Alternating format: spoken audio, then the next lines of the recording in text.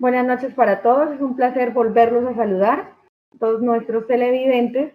En esta oportunidad hablaremos de la película llamada Historia de un matrimonio. Nominada, es de recalcar que ha sido nominada de diferentes maneras y destacada en los premios Globo de Oro. En esta ocasión haremos una pequeña sinopsis.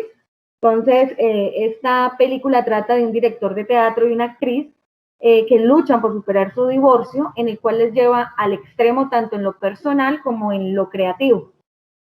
Además de aprender a convivir para lograr una estabilidad en la vida de su pequeño hijo. Después de verla con detenimiento, la actividad de esta noche será hallar los institutos jurídicos que se pueden evidenciar en la película. ¿Cuál será la temática esta noche? Entonces, la temática inicia que cada uno de nosotros va a hallar ese instituto jurídico. Con ese instituto jurídico haremos una pregunta, una didáctica de conocimiento y depende de cómo nos vayan las respuestas, interverá, alguno hace la intervención y dirá realmente a qué corresponde la pregunta, cuál será la solución a esa pregunta. Entonces vamos a iniciar. Por favor, entonces en pantalla van a ver la aplicación de Kahoot. Todos vamos a ingresar y con el código que va a aparecer en pantalla daremos inicio a esta actividad con la primera pregunta.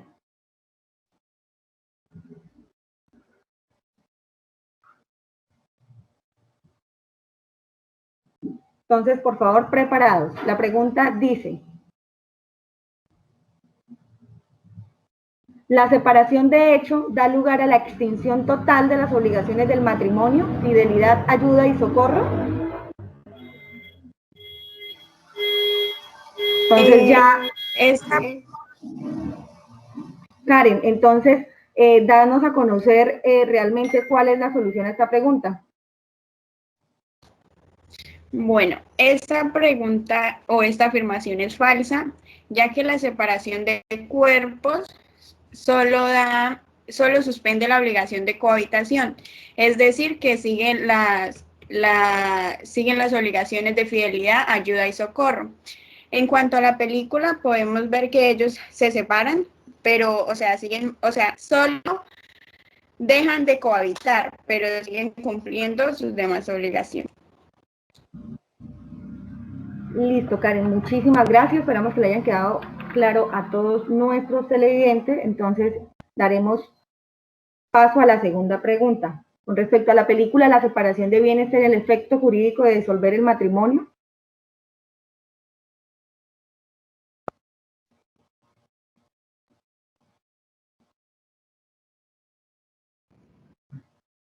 Buenas noches. Con respecto a esta pregunta, la respuesta es falsa, debido a que en la separación de bienes existen dos causales de separación, las cuales son por causales de divorcio y por haber incurrido a otro cónyuge la cesación de pagos, quiebra, oferta de cesación de bienes de insolvencia y demás.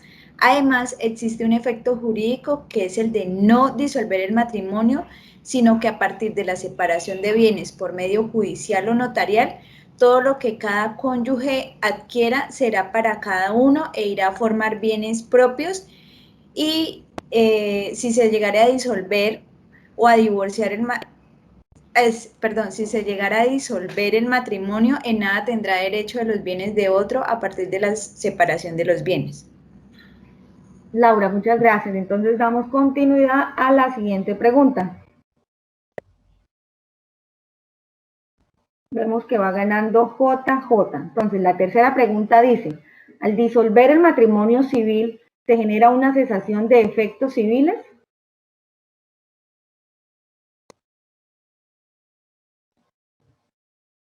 Bueno, vemos que quedó un empate en estas respuestas. Entonces, en este caso, la respuesta es falsa. ¿Por qué? Porque la cesación de efectos civiles se da en los matrimonios religiosos.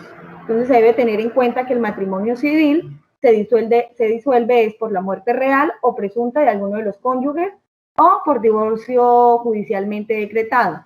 Los efectos civiles de todo matrimonio religioso cesarán por divorcio decretado por el juez de familia o promiscuo de familia.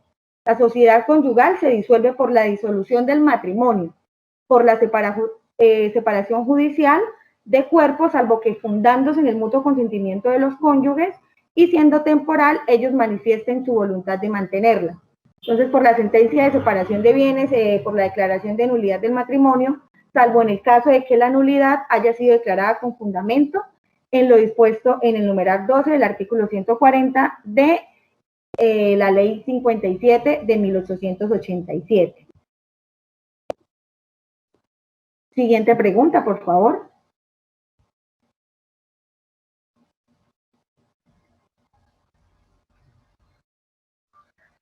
Bueno, seguimos. La custodia en el proceso de divorcio en la película se resuelve por medio de la conciliación. ¿Ustedes qué opinan?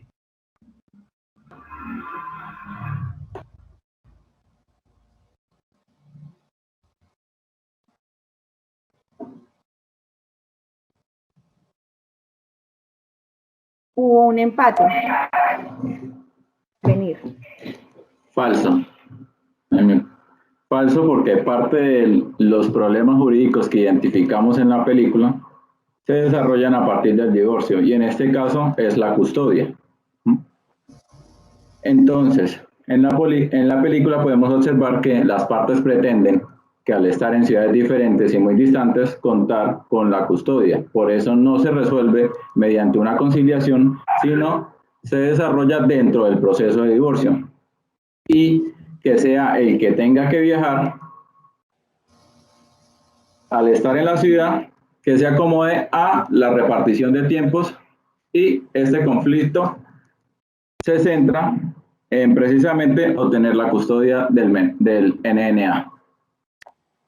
Listo, Jason, muchas gracias. Seguimos con la siguiente pregunta. Vemos que va ganando Jason y dice, por mutuo acuerdo, los cónyuges capaces elevando escritura pública pueden disolver la sociedad conyugal.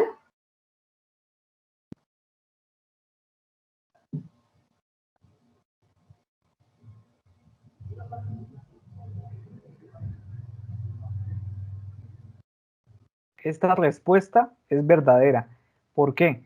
Porque es la que nos dice el artículo 1820 del Código Civil, que demuestra y da las causales de disolución de la sociedad conyugal y hace parte de una de las 5 causales. Por ejemplo, la disolución del matrimonio por separación judicial de cuerpos, por la sentencia de separación de bienes, por la declaración de nulidad de matrimonio y por mutuo acuerdo de los cónyuges capaces elevado a escritura pública. En un cuerpo se incorpora el inventario de bienes y deudas sociales y su liquidación. No obstante, los cónyuges responderán solidariamente ante los acreedores con el título anterior al registro de la escritura de disolución y liquidación de la sociedad conyugal. Para ser oponibles a tercer, la escritura en mención deberá registrarse conforme a la ley.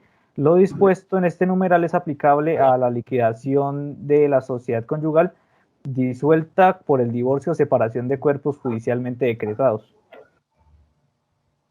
Listo, Luis, muchísimas gracias. Damos paso a la siguiente pregunta, que es, dentro de un proceso de divorcio por mutuo acuerdo, cuando hay un niño o niña adolescente, ¿es necesario la voluntad de las partes? ¿Ustedes qué opinan?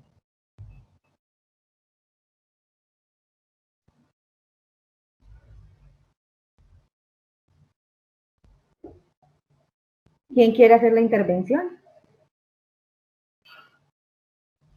Bueno, en este orden de ideas es importante determinar que si hubiera hijos menores de edad, el acuerdo también comprenderá pues aspectos importantes como la forma de que contribuirán los padres a la crianza.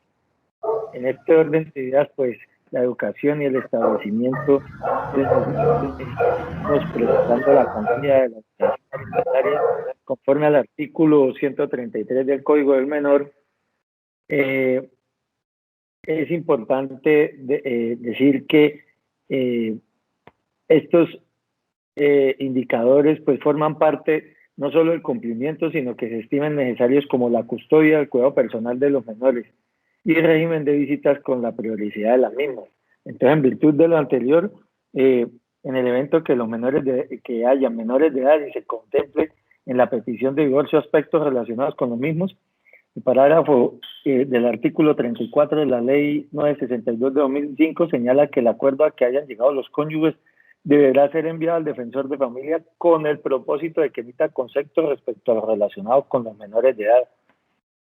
En este caso, pues, es importante que este artículo determina el artículo 3 del decreto 4436 del 2005, pues precisa la intervención del defensor de familia en aquellos procesos en que exista un acuerdo entre los cónyuges para solicitar el divorcio y se esté en presencia de menores de edad. Entonces, eso es muy importante, que no solo con el acuerdo de las partes o la voluntad de las partes, sino que también se tienen que adaptar a unos lineamientos, como hablábamos anteriormente, del cuidado y de la manutención del mismo, o de los mismos, si son varios MNA. Gracias.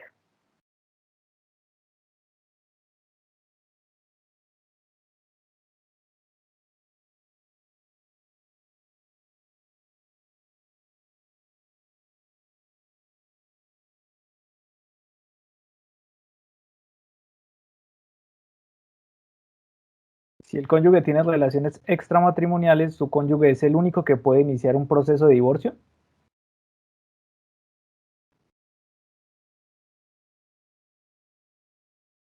Esta respuesta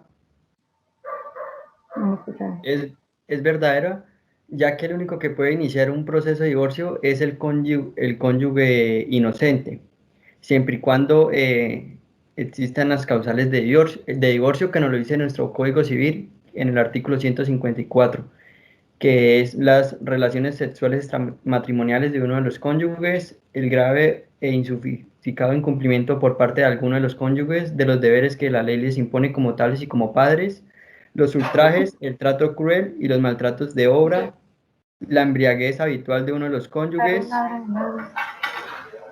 el uso habitual de las sustancias alucinógenas o estupefacientes, salvo prescripción médica, toda enfermedad o normalidad grave e incurable, física o psíquica de uno de los cónyuges, toda conducta de uno de los cónyuges tenientes a corromper o pervertir al otro, la separación de cuerpos judicial o de hecho que haya perdurado por más de 2 años y el consentimiento de ambos cónyuges manifestando ante un juez competente y reconocido por este mediante sentencia.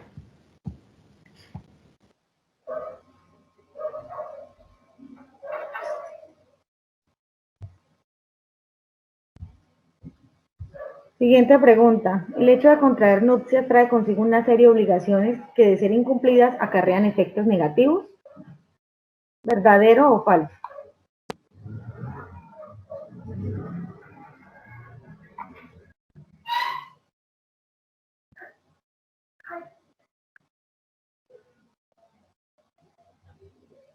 Teniendo el total de las respuestas, ¿quién quiere hacer la intervención? Si se me permite, desearía hacer la intervención. Dale, Bien. Juan.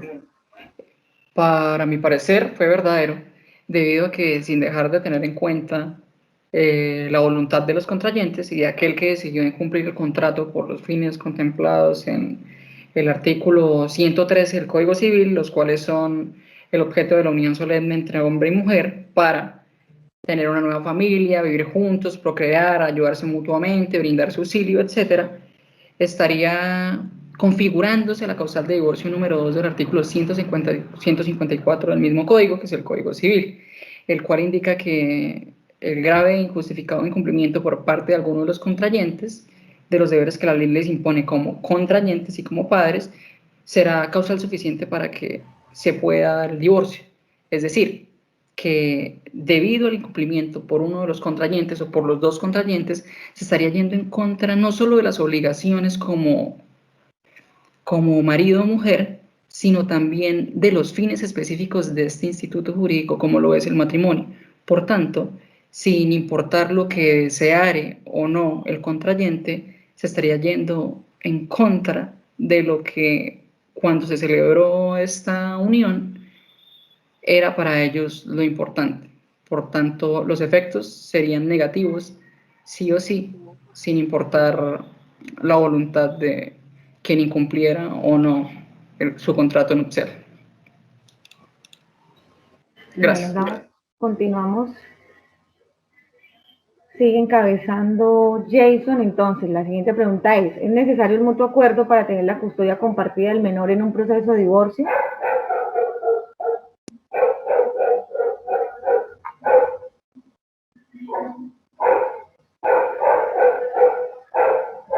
¿Quién nos quiere apoyar con esta intervención? Buenas noches. A mí me gustaría hacer la aclaración y la explicación de la respuesta de esta pregunta. Pues, como dice la pregunta, ¿es necesario el mutuo acuerdo para tener la custodia compartida del menor en un proceso de divorcio? La respuesta es que no es necesario. ¿Y por qué? Ya que en un proceso de divorcio, el juez podría, dado el caso de que no se presente un mutuo acuerdo para la custodia de los menores, el juez puede entrar a determinar cómo se manejará la custodia del menor luego de que el proceso de divorcio finalice. Entonces, por lo tanto, este puede determinar si solamente se la da a uno de los cónyuges, si se lo da a custodia compartida o si definitivamente no se lo da a ninguno de los cónyuges y se lo da a otra persona. Muchas gracias. Gracias a ti, Darío. Y ya, por último, ha cambiado la posición. Dice, ¿con el divorcio se disuelve la sociedad conyugal?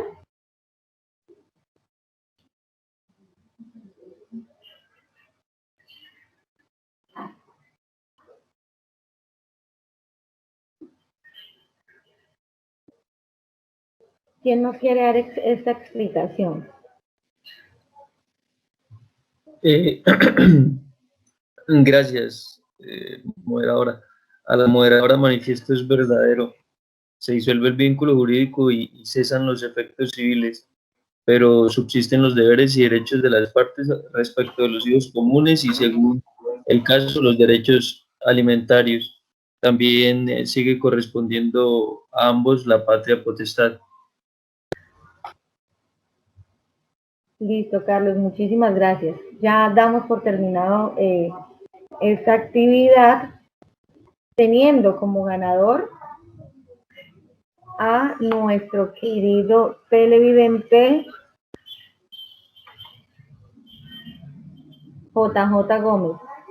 Felicidades, JJ Gómez. Le haremos llegar su premio hasta su casa.